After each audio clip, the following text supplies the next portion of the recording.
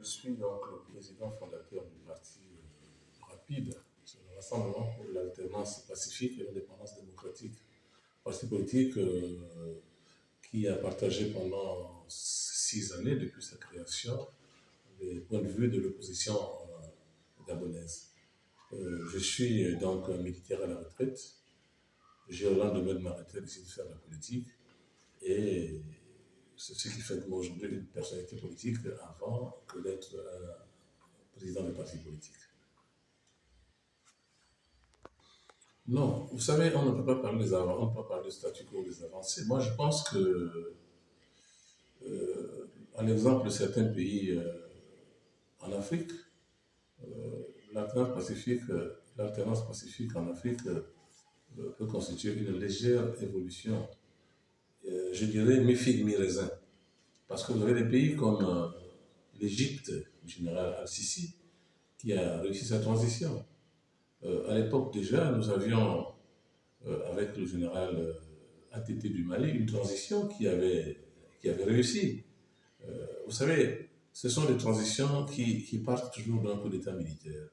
Et quand les choses se font bien, il n'y a pas de raison que celui qui a jugé opportun de faire un coup d'État militaire pour changer la donne au vu de ce qui est reproché au terrain du pouvoir, au moment où le coup d'État militaire se fait, il n'a pas de raison de désespérer, mais maintenant, il y va de l'avenir de chaque pays, il y va de la volonté de chaque chef militaire qui prend le pouvoir. La transition en Afrique réussira si ceux qui prennent le pouvoir respectent leurs engagements dès la première heure du coup d'État.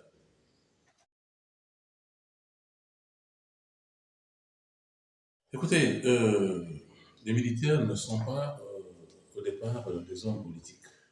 Moi, je suis militaire, j'étais homme politique, je suis devenu par la force des choses et du temps. Les militaires, c'est des militaires. Ils ont une mission principale, c'est celle d'accompagner les hommes politiques dans l'exécution de leur mission, qui consiste à garantir la sécurité des personnes et des biens, la sécurité du territoire national, l'intégrité du territoire, etc., etc. Ce sont des situations de compromis, de compromission. Ce sont des situations calamiteuses de mauvaise gestion du pays par les politiques qui amènent les militaires à prendre le pouvoir.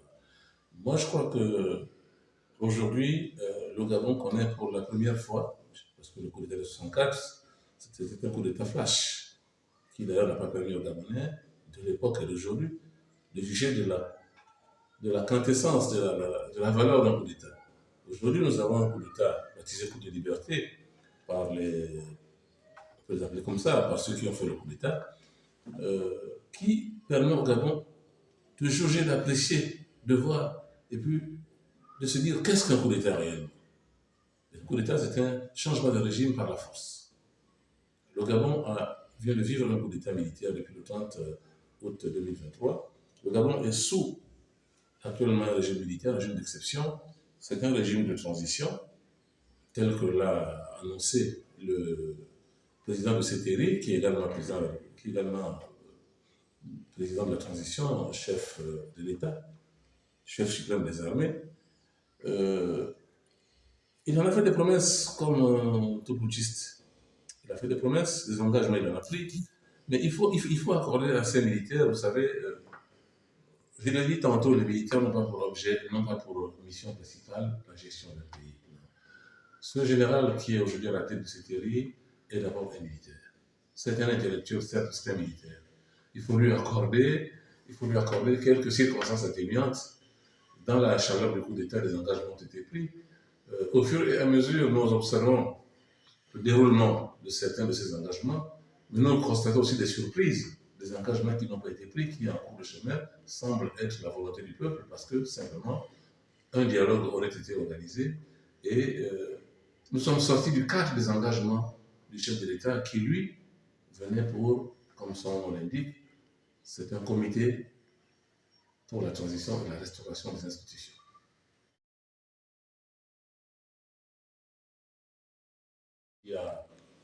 Qui donne l'impression de changer la donne aux engagements du président de cette année, qui avait des engagements clairs, nets et précis.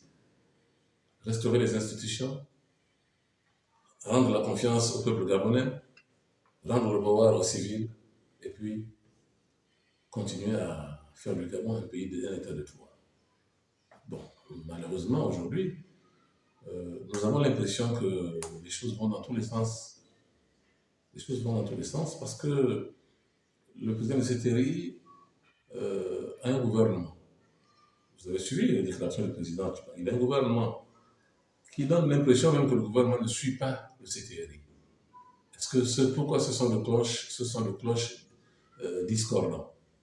Est-ce que c'est parce que le gouvernement qui est en majorité composé des civils ne suit pas le rythme d'avancée des militaires, ou vice-versa, ou ce sont les militaires qui ne comprennent pas le processus d'engagement des civils autour du CTRI? Moi, je pense que dire que les promesses c'est des rêves, c'est des fictions, non, c'est simplement, je crois que c'est une question de la volonté, il y en a, mais ce n'est pas des politiques.